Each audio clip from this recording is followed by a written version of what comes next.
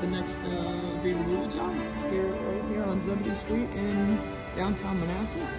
The bees are up on that 3rd floor dormer, so Chris and Sammy are setting up the scaffolding and getting ready to go.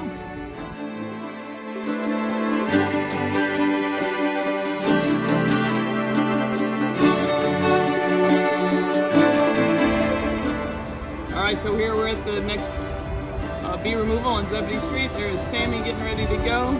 Chris is above him. You can almost see him starting to take off the roof to get access to the hives.